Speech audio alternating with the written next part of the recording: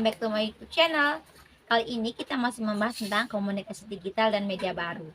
Kali ini saya akan membahas tentang misinformasi, disinformasi, dan malinformasi.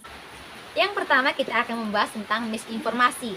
Misinformasi secara sederhana berarti salah informasi ya. Informasinya salah, tapi orang yang menyebarkannya percaya bahwa informasi tersebut benar. Penyebaran informasi dilakukan untuk tujuan baik alias tidak ada kecenderungan untuk membahayakan orang lain. Sebagai contoh misinformasi adalah mengenai kesehatan dan pendidikan anak. Dengan tidak dulu mengecek benar tidaknya informasi itu, si penyebar langsung menyebarkannya dengan tujuan baik. Agar orang-orang berhati-hati dan tidak ada menjadi tidak ada korban lainnya. Maka dari itu kita harus mengecek dulu kepastian dan kevalidan informasi tersebut agar tidak terjadi misinformasi. Yang kedua adalah disinformasi. Disinformasi berbeda dengan misinformasi ya. Dalam disinformasi, si penyebar informasi tahu kalau informasinya memang salah, namun sengaja disebarkan untuk menipu, mengancam, bahkan membahayakan pihak lain. Yang ketiga adalah malinformasi. Sementara itu dalam malinformasi, informasi sebetulnya benar. Sayangnya informasi ini digunakan untuk mengancam keberadaan seseorang atau sekelompok orang dengan identitas tertentu. Malinformasi bisa dikategorikan ke dalam hasutan kebencian. Targetnya bisa pemeluk agama minoritas atau mereka yang memiliki orientasi seksual berbeda. Di sini saya akan membahas 7 misinformasi dan disinformasi yang beredar di masyarakat. Yang pertama, sindiran atau parodi. Sindiran atau parodi sebetulnya merupakan sindiran, bukan yang sebenarnya. Konteksnya bisa untuk lucu-lucuan, namun tidak semua orang bisa memahami bahwa sebuah tulisan itu sindiran atau parodi. Tak heran kalau terjadi misinformasi. Yang kedua adalah koneksi yang salah. Koneksi yang salah terjadi karena hubungan antar elemen dan berita seperti judul, badan, berita foto, maupun captionnya tidak menyambung. Model seperti itu lazim ditemukan dalam berita dengan judul sensasional atau bombastis yang hanya untuk mendapatkan klik, padahal isinya sangat berbeda. Yang ketiga adalah konten yang menyesatkan.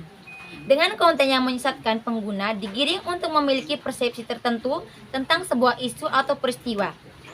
Konten bisa berupa kompilasi foto dengan dibubui potongan ayat atau pendapat ahli. Konten seperti ini biasanya digunakan dalam iklan politik, propaganda, dan teori konspirasi. Yang keempat adalah konten yang salah. Yang dimaksud dengan konten yang salah adalah ketika informasi benar disebarkan dengan konteks yang sama sekali berbeda. Misalnya, berita tentang Muslim Rohingya disertai dengan foto yang memperlihatkan keganasan biksu dan pemerintah Myanmar. Padahal fotonya tak terkait dengan peristiwa itu. Tujuannya agar orang salah memahami peristiwa itu. Yang kelima adalah konten tiruan. Informasi konten tiruan ini dibuat seolah-olah berasal dari seseorang atau lembaga yang sah. Padahal bukan. Contoh konten tiruan ini yang sempat beredar adalah selebgram tentang penculikan anak yang disertai logo kepolisian RI atau undian berhadiah yang mengatasnamakan perusahaan tertentu. Yang keenam adalah konten yang dimanipulasi. Konten ini adalah hasil modifikasi dari gambar, video, atau tulisan sehingga konten itu memiliki makna yang berbeda dari konten aslinya. Terkadang konten yang dimanipulasi bermasuk sebagai hiburan atau misinformasi. Misalnya mengedit gambar sedang berfoto dengan artis terkenal atau di tempat tertentu. Akan tetapi konten seperti ini sering juga dipakai untuk memelintir kebenaran atau bahkan memfitnah orang, lembaga, bahkan identitas kelompok lain atau disinformasi. Yang ketujuh adalah konten palsu.